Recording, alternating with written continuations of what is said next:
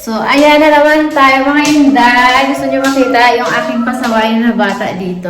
Ayan siya, nagkakalat. Mommy, hindi naman mommy tawag mo sa akin. Mama yung tawag mo sa akin. Mommy. Weather, yun yung tawag sa akin. Minsan mommy, mama. Tinorture niya yung laptop ko. Hindi na gumagana. So, lahat ng mga picture tsaka video since first meet namin ni Dudong hanggang kasal namin ng Pilipinas andyan sa laptop na yan at ayan. Tinorture niya. Yung baba niya rin naman yung nabigay niya sa kanya. Kaya ayan, yan siya. So yan guys, ang tagal ko hindi nakapag-vlog pala. Ayan, welcome back. Salamat sa mga andyan pa rin. After how many years? Hindi ko na maalala kung ilang years na ba since last na nag-vlog ako. Yung last na video na upload ko, wala yung voice over. Dapat lalagyan ko ng voice over. Hindi ko alam kung paano mag voice over. So pag-aaralan ko pa muna kasi marami akong mga video na walang mga boses. Yung binibidyohan ko lang yung mga galaan namin. So para may pakita ko sa inyo. Ayun, gusto ko siyang lagyan ng voice over para kwentuhan ko kayo kung ano yung ganap ng araw na yun. Hindi yung mga sound lang yung mga naririnig nyo. So, ayan mga inday, ang mahiwagang 3-in-1 coffee. So, ayan, alam nyo naman, signature natin yan. So, ayan mga inday. Ayan ako. Mag-init muna tayo ng kape. Hindi ko alam kung sana yung aking tripod. Wait na lahat ng batang makalpa na yung ginagawa. Nagkakalat na naman dito. So, ngayon guys, today is Saturday, July. Ano ba ngayon? 19 ata or 18? Hindi ko alam. Kahit araw, hindi ko na alam. Ganun ako busy guys. Busy ako sa araw-araw since nag-aaral ng aking little kuko. Little Asia. Harigal Asia? Sinisira. Hindi niya ititigilan hanggat yung screen ng aking laptop ay hindi masira-sira. So, ayan, mag-init muna ako ng tubig.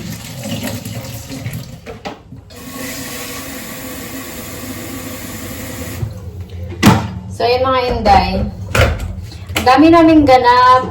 Ang dami kong ganap after how many years na hindi na ako nag-vlog. So, ayan guys, try ko i-insert yung mga video ko na yung mga nagpa-part-time. Ako, part-time di yung nag-work ka, yung nung nagme-makeup, alam niyo naman nahilig ko talaga ang makeup kasi yun naman yung work ko talaga sa Pilipinas, beauty consultant. So, nagme-makeup ako dito sa mga event. Dati consistent talaga, parang halos every week may mga event or kung wala man, nagsiservice kami ng makeup or may mga nagpapaservice ng makeup. So, ayan guys, sobrang nipis na ng buhok ko talaga since after ng anak ako kasi grabe yung lagas ng aking buhok. Kahit yung mukha ko ng iba na rin, parang akala mo tumanda ako ng 10 years. Yan talaga kapag may anak na. Lalo na kapag pumatak na sila ng 2.5 years, 3-year-old, yun. Yun na yung mag-umpisa yung malalagas yung buhok niya sa kulitan.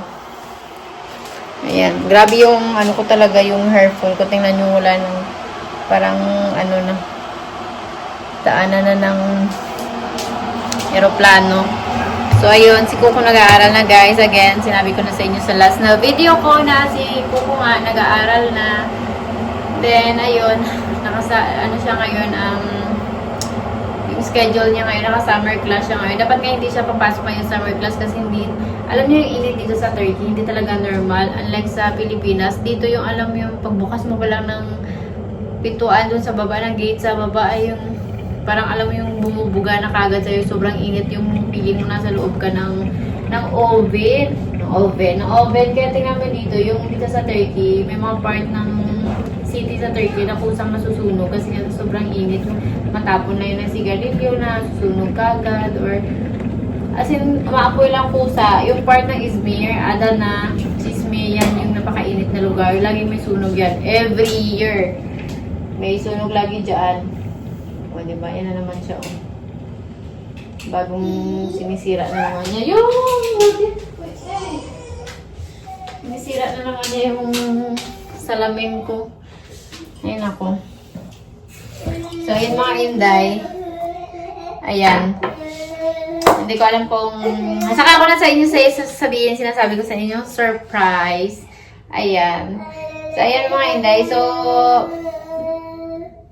ano ba, nag-online business ako, pero nag-stop ako mag-online business kasi ayan nga, nag-focus na kami na naman kasi Kuko nag-aral na. So, ako guys, once na kailangan mag-focus sa isang bagay, kaya kong i-give up lahat.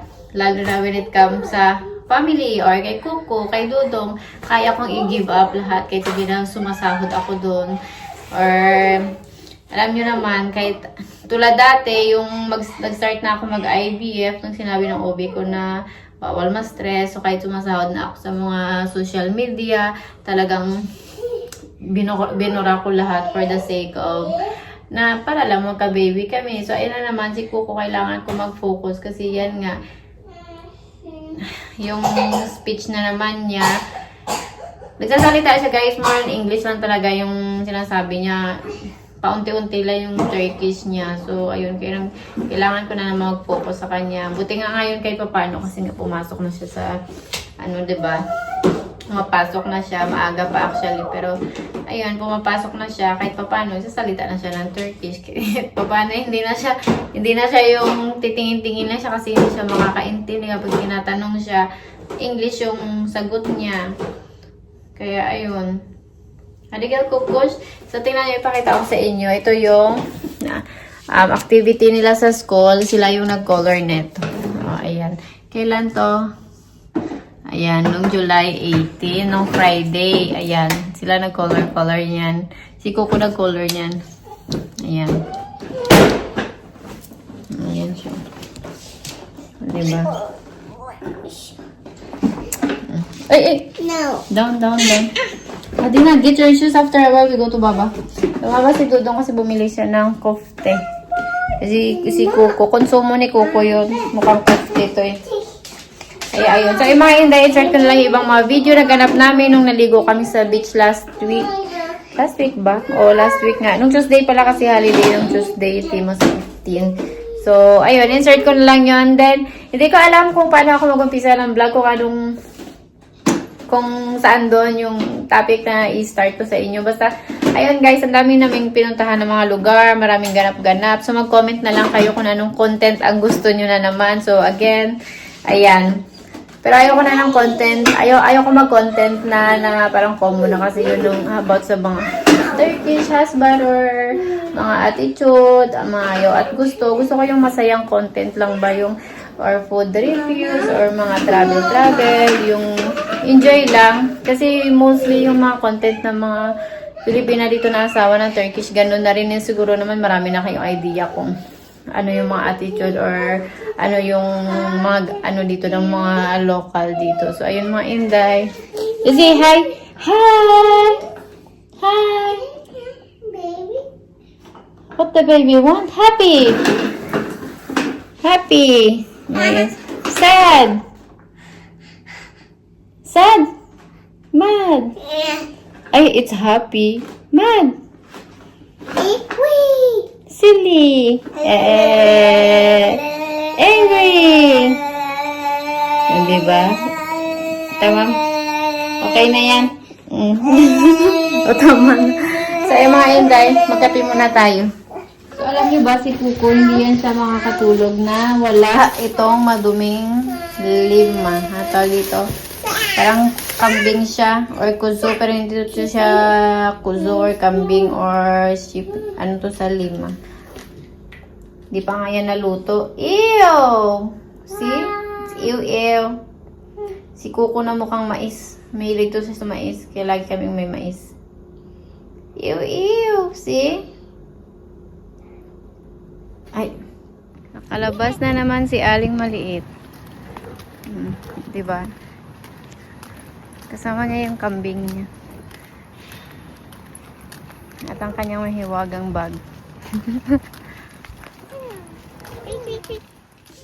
So, yan mga Inday, mag-haul tayo ng mga pinamili ni Dudong. So, yan, mostly si Dudong na talaga guys yung namimili sa amin. Kasi nga, hindi ako makapamili dahil kay Kuko.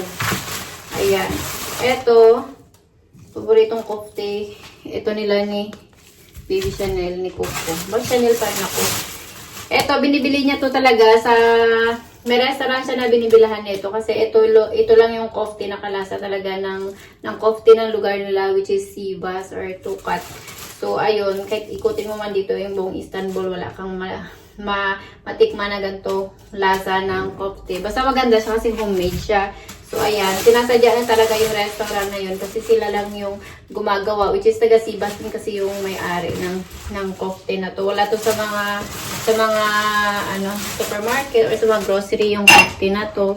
Kaya, ayun, bumibili siya lagi tag 1 kilo kasi konsumo na nila yan ni Baby Chanel ni Asia. Then, ayan, pinabili ko sa kanya white vinegar kasi nga maglilinis. Katulad yung haul natin guys, nakakahiya man. Katulad talaga kasi nga dito talaga puno siya ng mga hugasin. Hindi ako nakapaglinis. So, I don't mind man kahit madumi man siya. Pero wala kasi akong malapagan ng wala akong malapagan ng mga pinamili ni Dito. So, ayan. Milig siya bumili nito. Apricot seeds. Ayan, ano naman to. Ganito siya bumili guys ng mga prutas. So, dalawa-dalawa kasi nangihinayang siya kasi alam niya na hindi naman ako mahilig sa mga prutas. Ayan. Peach. Apple. Siya lang naman yan kumakain kasi nga kahit si Coco, pili lang din yung mga fruits na gusto niya. Ayan. Peras, 3 peraso. Ganyan siya mamili. Sabi 2-3 lang. Then, ito lang yung pinabili ko sa kanya. Oh. Cheddar cheese, toast. Then, ayan. Ito masarap to siya guys. Onion chips. Ayan. Kay Kuko to. Konsumo niya to. Kasi nga, every time na kinukuha ko siya sa school, after ng klase niya, nangihingi siya ng juice. So, ayan. Parang compliments na yun sa kanya. I think it's compliments. Iron. Ang tiwagang. Iron na mga Turkish. Ayan. Ayan. Hand wash ni Dudo. Hand wash, hand soap. Ayan, marami. Kasi nililig kami sa ganito. Nakakabawang na hininga lang after mo lumata. Then, hindi ko naman birthday. Bakit niya ako binilang ng kape? Ayan, marami akong kape. Yung bag niya, binitbit ko na. Then, ayan. Alam niyo naman si Dudo. Nangilig sa nut. Kahit dati pa. Ayan, ito, yung mga, kapag tamad ako magluto, wala akong time, pagod ayan, kay Asia. Iniinit lang siya, bulgur rice na may chickpeas na sa loob. Ito naman, ganun din siya. Then, saging, ayan, may hilig silang dalawa sa saging.